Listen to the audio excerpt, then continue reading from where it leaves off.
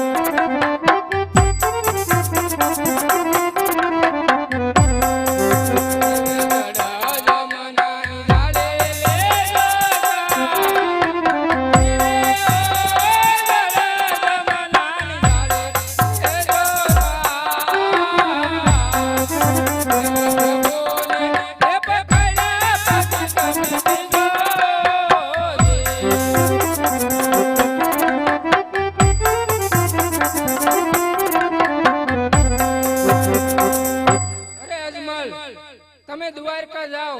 દ્વારકા વાળો રણછોડરાય તમારી મનોકામના પૂરી કરશે.